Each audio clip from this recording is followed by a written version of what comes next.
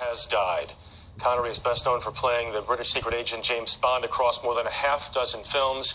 He was 90 years old. Mark Phillips looks back on Sean Connery's life. You must have played the wrong ball somewhere on the 18th fairway. We are playing strict rules, so I'm afraid you lose the hole and the match. Whatever else Sean Connery did in life, he'll always be remembered for this. I admire your luck, Mr. Bond. James Bond. 1962's Dr. No was Connery's breakthrough. In Who Was the Best James Bond contest, he always places at or near the top. Yet he wasn't an obvious choice for the role, merely a cheap one, as he told Steve Croft on 60 Minutes. Ian Fleming wanted Cary Grant, and then he wanted Trevor Howard, you know.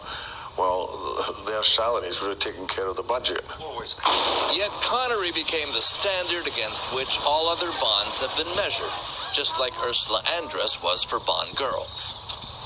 Make underneath the mango tree. He took an unlikely route to fame and fortune, born to a cleaning woman mother and a truck driver father in a working-class area of Edinburgh in 1930.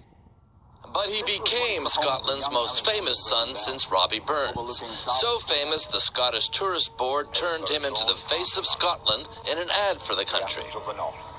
As a schoolboy growing up in Edinburgh, I delivered milk here. Connery had joined the Navy after leaving school with a 6th grade education. After a short stint, he moved to London, where, taking part in the Mr. Universe contest, he learned auditions were being held for a production of South Pacific. He got a part in the chorus.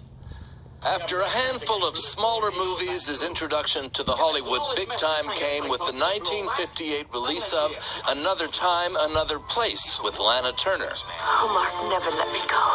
Never. His romantic potential was obvious from the start. I got no excuses, Sarah. Unless being so much in love with you is an excuse. The 7 Bond movies he did might have defined his career, but by the time he had resigned his 007 commission for good in 1983, he had moved on. He co-starred with his friend Michael Caine in The Man Who Would Be King.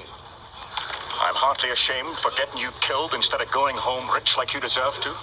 He was Harrison Ford's father in Indiana Jones and the Last Crusade. Sure, Junior. Don't call me that, please. Was a defecting Russian submarine captain in The Hunt for Red October. You will go with the crew. The officers and I will submerge beneath you and scuttle the ship. And for his tough cop role in The Untouchables in 1987, Who would claim to be that, but was not? he won an Academy Award for Best Supporting Actor. Other awards followed, including a knighthood conferred by the Queen, and a Freedom of the City of Edinburgh, not just for his fame, but for his promotion of another of his passions, Scottish independence. He became, perhaps, its most famous advocate. We have waited nearly 300 years. My hope is that it will evolve with dignity and integrity, and that it will truly reflect the new voice of Scotland. Connery had other interests enjoyed from his home in the Bahamas, soccer, and golf. 3, that's worth 2 goals. That's it, goals. He was described by director Steven Spielberg as one of only a few true global movie stars. But he was more than that. He was a national symbol and a cultural icon. Mark Phillips, CBS News, London.